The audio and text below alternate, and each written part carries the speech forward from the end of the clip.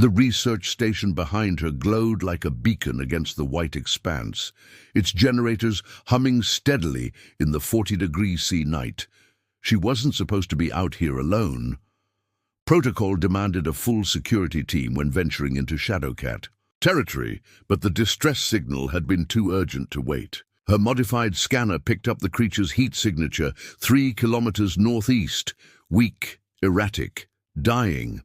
The Shadowcats were the apex predators of this frozen hellscape, genetically engineered decades ago for military purposes before the project was abandoned.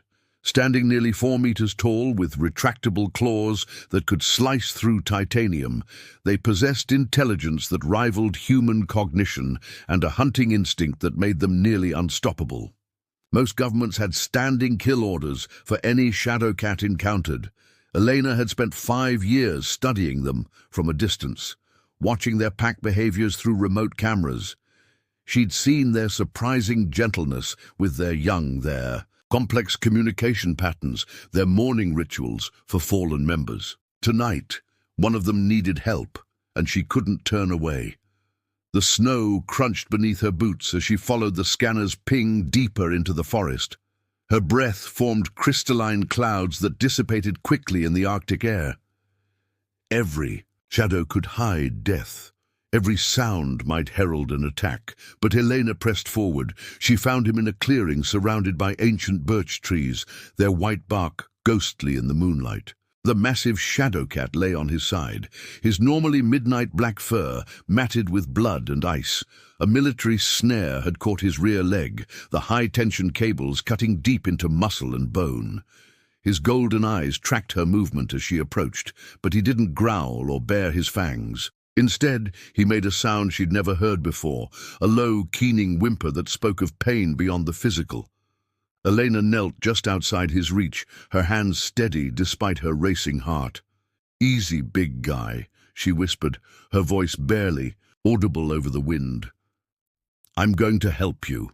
The Shadowcat's eyes never left hers as she slowly unpacked her veterinary kit.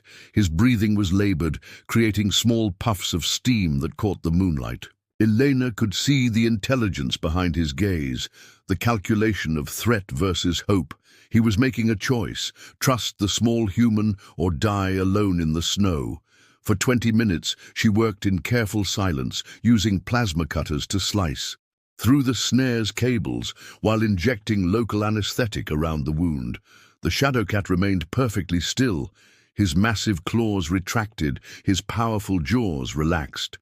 When the last cable snapped free, he exhaled deeply and closed his eyes. Elena cleaned and dressed the wound with advanced regenerative gel, her movements gentle but confident. As she worked, she began to hum, an old Russian lullaby her grandmother had sung during the long Moscow winters. The Shadowcat's breathing steadied, and when she looked up, she found him watching her with what could only be described as gratitude.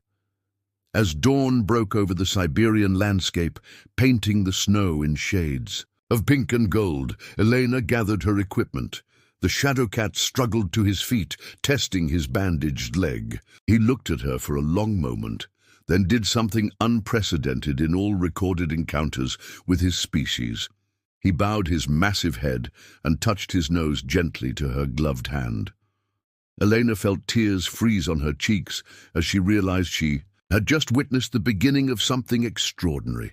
In this frozen wilderness, under a sky painted with aurora borealis, the first bridge between species had been built not with weapons or force, but with compassion and courage. 3 months later, the world watched in stunned silence as footage from Elena's helmet camera played on every major news network. The scientific community was divided. Some hailed it as the breakthrough of the century, others denounced it as dangerous foolishness. But Elena knew the truth was far more complex than either side understood.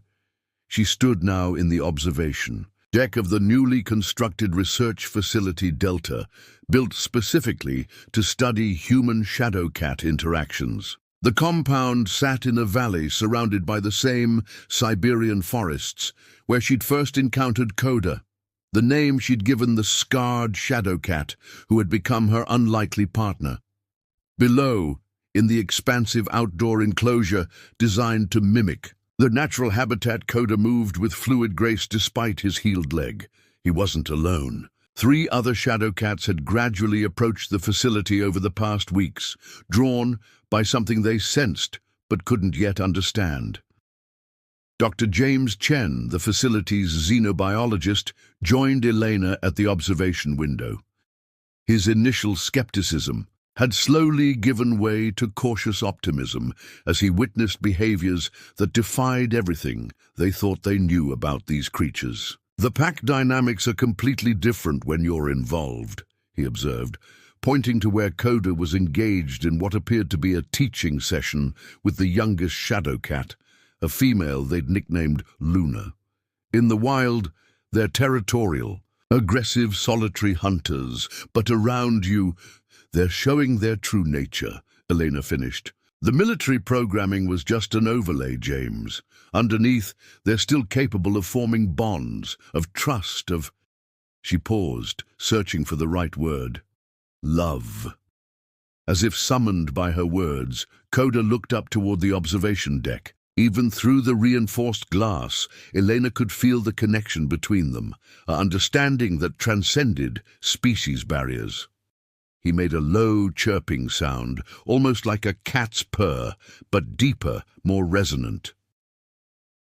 The moment was interrupted by an alarm klaxon echoing through the facility. Emergency lights bathed the corridors in red as Dr. Chen's radio crackled to life.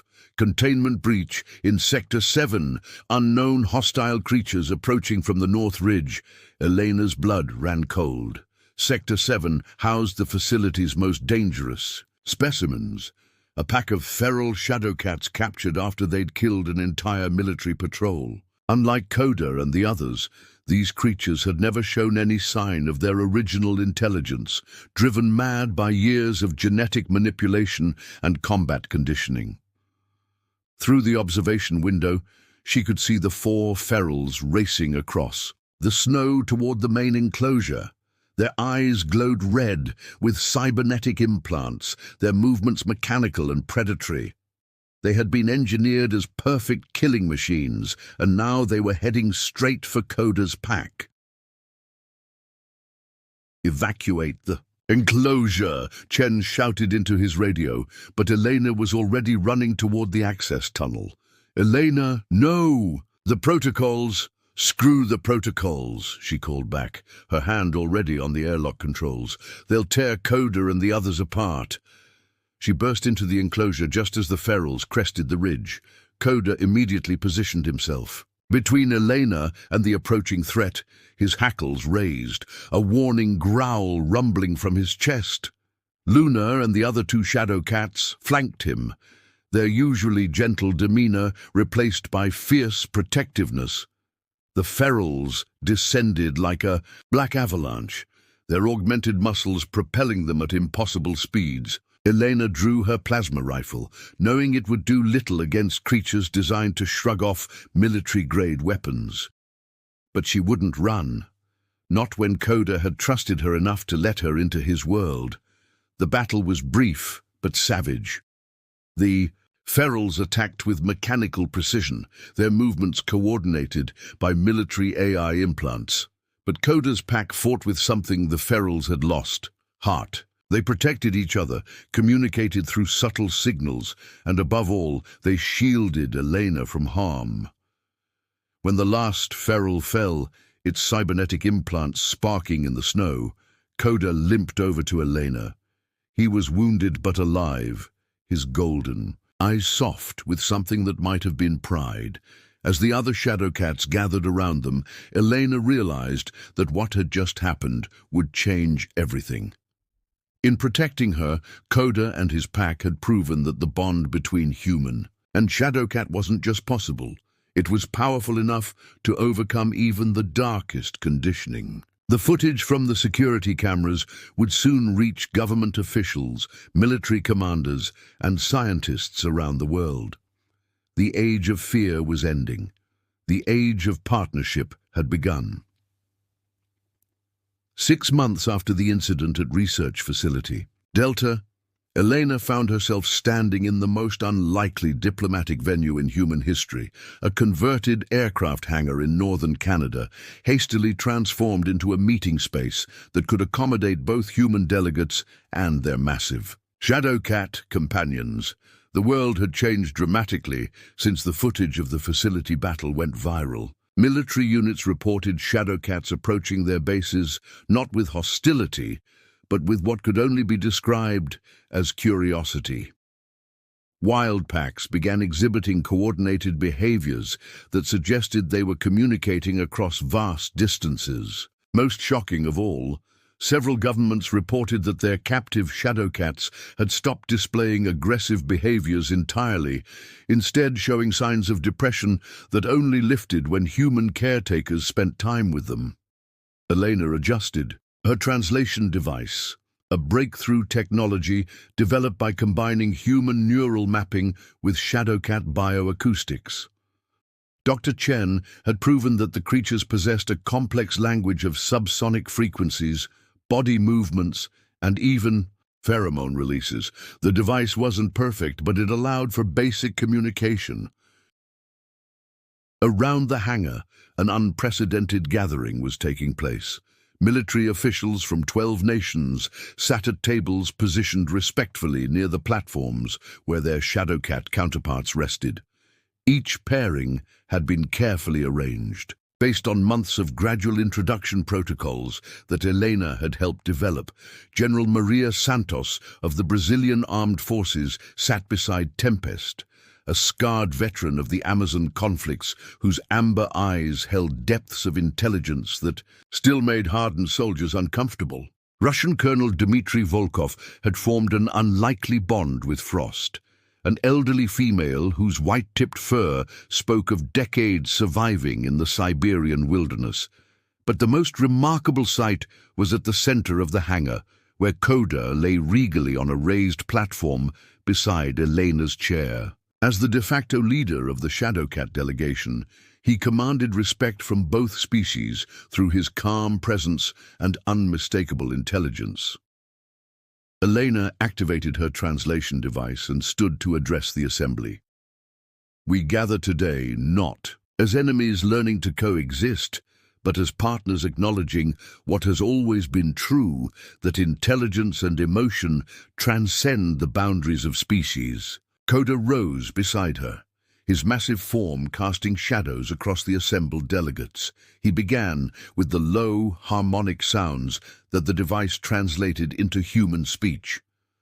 "For too long, both our kinds have known only fear and conflict. Today, we choose trust." The reaction was immediate. Several human delegates shifted uncomfortably, still struggling to accept that they were engaged in genuine interspecies diplomacy. But the Shadowcats responded differently, a chorus of harmonious sounds that the translation devices rendered as agreement, hope, and something that might have been joy. Colonel Zhang Wei of the Chinese military raised his hand. "With respect, Dr. Vasquez, our governments need guarantees. How do we know these partnerships won't be turned against us?" Before Elena could respond, Shadow, Zhang's own Shadowcat companion, lifted his great head and spoke directly to the translation device. "Your fear creates the very danger you seek to avoid, Zhang Wei. We have tasted trust. We will not return to the bitter flavor of fear."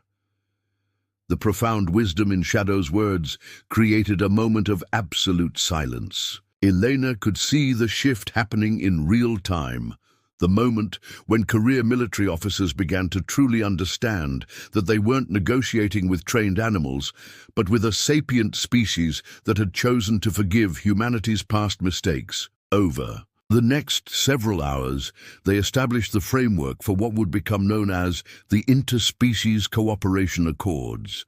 Shadowcats would be granted legal recognition as sentient beings with rights and protections. In return, they would serve as partners in environmental protection, search and rescue operations, and conflict resolution.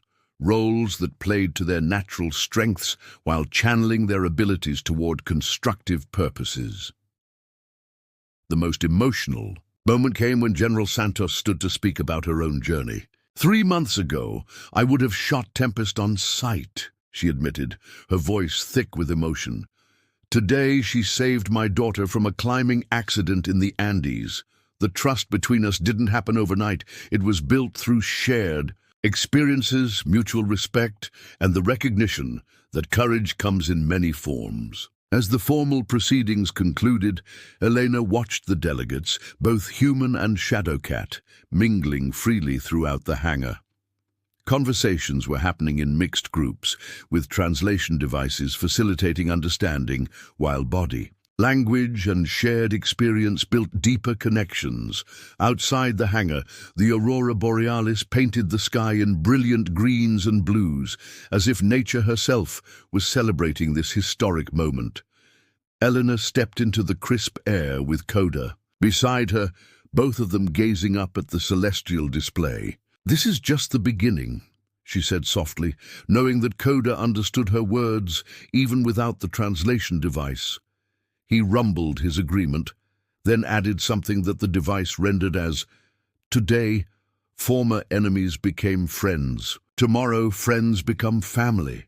As they stood together under the dancing lights, Elena realized that they had achieved something remarkable. Not just peace between species, but the foundation for a future where difference was celebrated rather than feared. 1 year after the signing of the Interspecies Cooperation Accords, Elena stood on the observation platform of the International Monitoring Station, watching one of the most ambitious joint operations in human history unfold below. The Australian outback stretched endlessly in all directions, its red earth and sparse vegetation providing the perfect testing ground for what the media had dubbed Operation Unity. The mission was critical: locate and rescue survivors of a catastrophic mining accident that had trapped workers 3 kilometers underground in a collapsed tunnel system. Traditional rescue equipment couldn't navigate the unstable rock formations, and the window for finding survivors was rapidly closing. This would be the first major test of human-Shadowcat partnership under life-or-death conditions. Elena watched through binoculars as teams of rescuers approached the collapsed mine entrance. Each team consisted of 3 humans and 1 Shadowcat. Their partnerships forged through months of intensive training. The sight still took her breath away. Humans and creatures who had once been mortal enemies now working in perfect synchronization. Team Alpha was led by Captain Sarah Mitchell, a former Special Forces operative whose initial skepticism about working with Shadowcats had given way to deep respect. Her partner, Storm, was a massive male whose acute senses could detect human heartbeats through solid rock. They moved together, with an almost telepathic understanding, Storm's sensitive hearing guiding Mitchell's technical expertise. "Contact confirmed," Mitchell's voice crackled through Elena's radio. "Storm's picking up at least 6 heartbeats, approximately 60 meters down, section C7.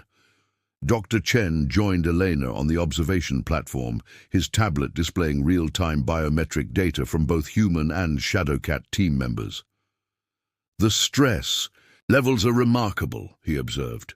"In humans, we're seeing elevated adrenaline, but controlled fear responses. In the Shadowcats, their protective instincts are completely overriding their territorial behaviors."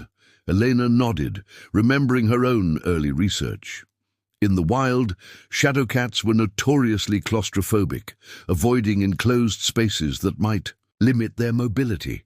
But here they were, volunteering to descend into the most confining environment imaginable because their human partners needed them. The rescue operation unfolded with breathtaking precision. Team Beta, led by engineer Carlos Mendez and his partner Whisper, used specialized equipment to create stable access tunnels. Whisper's ability to sense structural weaknesses in rock formations proved invaluable, guiding the placement of support beams with uncanny accuracy. But it was Team Gamma that made the crucial breakthrough. Dr. Lisa Park, a geologist, had formed an unlikely bond with Sage, an elderly female shadow cat whose wisdom and patience had earned her respect among both species. As they descended into the deepest section of the mine, Sage suddenly stopped and began making the complex vocalizations that Elena had learned indicated urgent communication. "She's found something," Park reported through her radio. "There's a pocket of stable air about 20 meters to our left, but the passage is too narrow for human access." Elena held her breath as she watched the drama unfold. Sage was volunteering to go alone into a space that violated every instinct of her species, trusting her human partner to guide her through radio communication. For a creature whose survival had always depended on maintaining escape routes, it was an act of courage that transcended biology. Through helmet cameras, the rescue teams watched as Sage carefully navigated the narrow passage, her massive form somehow compressing to fit through spaces that seemed impossibly small. Her enhanced night vision revealed what their instruments had missed: 7 miners huddled in an air pocket, weak but alive. The extraction took 14 hours. One by one, Sage guided each miner back through the passage, her presence somehow calming their claustrophobic panic. When the narrowest section began to collapse, she used her own body to brace the walls, allowing the last miner to escape while accepting potentially fatal injury to herself. Elena was among the first to reach Sage when they finally brought her to the surface. The brave shadow cat lay still on the stretcher, her breathing shallow, her usually bright eyes dimmed with exhaustion and pain. Dr. Park knelt beside her partner, tears streaming down her dust-covered face. "She saved them all," Park whispered. "She knew the passage might collapse, but she went back anyway." As the medical team worked to stabilize Sage, something extraordinary happened. The other shadow cats from the rescue teams gathered in a circle around their fallen comrade, creating a protective barrier while making harmonious sounds that Elena recognized as their morning healing song. But they weren't alone. Their human partners joined the circle, adding their own voices to the ancient ritual. The scene was broadcast live around the world. Humans and shadow cats, covered in dust and exhaustion, united in their concern for a fallen friend. The barriers of species seemed to dissolve entirely as they shared the most fundamental of experiences, the fear of losing someone they loved. Sage survived her injuries, though she would always carry scars from that day. But more importantly, the footage of her sacrifice and the unified response of both species created a shift in global consciousness. Overnight, support for the interspecies. Cooperation accords jumped from 60% to 94% worldwide. That evening, as Eleanor sat beside Coda watching the sunset paint the outback in shades of gold and crimson, she realized they had crossed a threshold from which there was no return. The relationship between humans and shadowcats was no longer an experiment or a treaty. It had become something deeper and more permanent. It had become love. Part 5. The Legacy. Eternal 5 years had passed since the first tentative contact between Elena and Coda in the Siberian wilderness. Now Elena stood in the grand assembly hall of the newly constructed Interspecies Center in Geneva, addressing representatives from every nation on Earth and their shadowcat partners. The hall itself was a marvel of cooperative architecture, designed by human engineers and shadowcat sensory specialists to accommodate both species' needs. Soaring ceilings satisfied the shadowcats' need for open spaces, while acoustic dampeners ensured their sensitive hearing wasn't overwhelmed.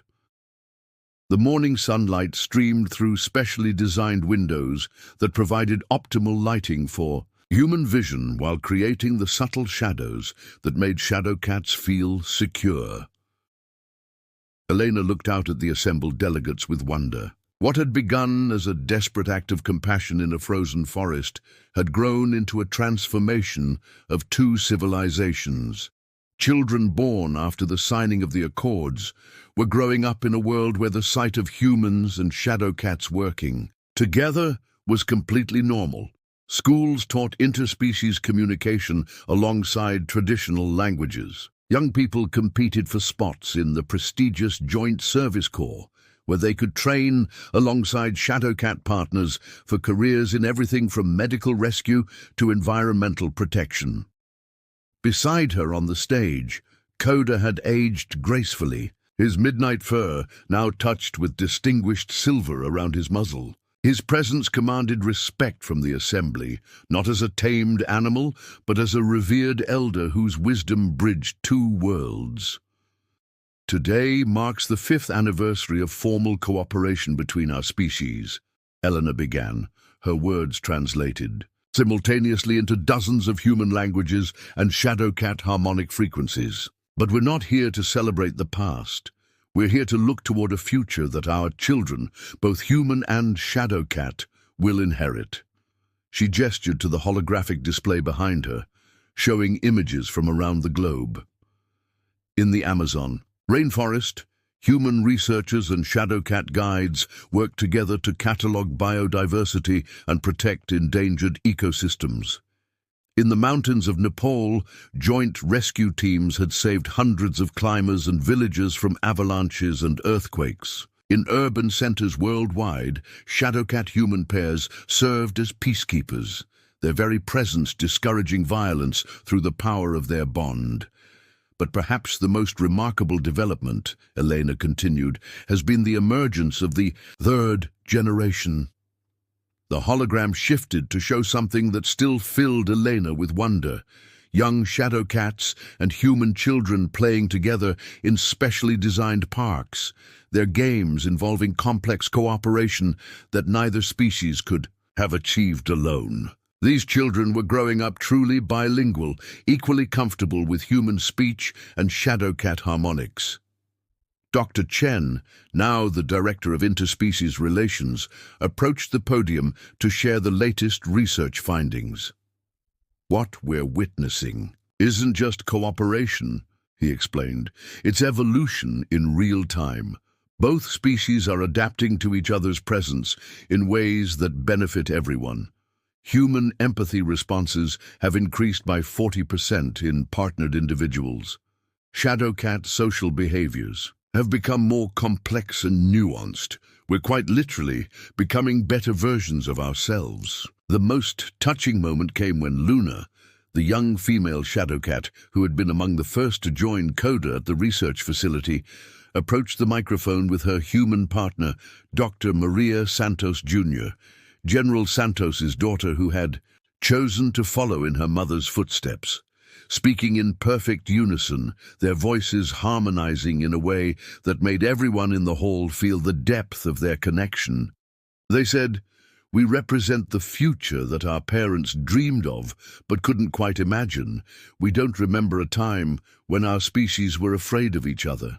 To us, the partnership between humans and Shadowcats isn't remarkable. It's simply the way the world should be." As the formal ceremonies concluded, Elena found herself walking through the center's memorial garden, a peaceful space dedicated to those from both species who had died in the early days of cooperation, when fear and misunderstanding sometimes led to tragedy. Each memorial stone was carved with names in both human script and Shadowcat pictographs, a reminder that trust had not come without cost. Coda walked beside her, his steps slower now, but his dignity undiminished. They paused at the central monument, a sculpture depicting the first moment of contact between their species, Eleanor's hand extended toward an injured Shadowcat in a snowy forest. "Do you ever wonder what would have happened if you hadn't trusted me that night?" Elena asked softly.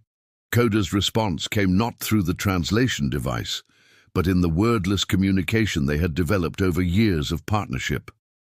His golden eyes met hers, conveying depths of emotion that transcended language. In that gaze, Eleanor saw gratitude, love, and something else, a quiet pride in what they had accomplished together. As the sun set over Geneva, painting the sky in brilliant oranges and purples, delegations from around the world prepared to return home. But they carried with them more than agreements and protocols. They carried the living proof that the greatest enemies could become the truest friends, that understanding could triumph over fear, and that the bonds forged between different species could be stronger than those within them. In research stations, across Siberia, in rescue operations in the Andes, in conservation efforts throughout Africa, and in countless other locations around the globe, humans and shadowcats continued their work together. They were no longer two species learning to coexist. They had become one people, united by choice rather than blood, by love rather than law. The day deadly beasts called humans their best friends had become not just history, but the foundation of a new world where the measure of civilization wasn't the ability to conquer nature, but the wisdom to join with it. And in that joining, both species had found something they never knew they were missing. Not just allies, but family.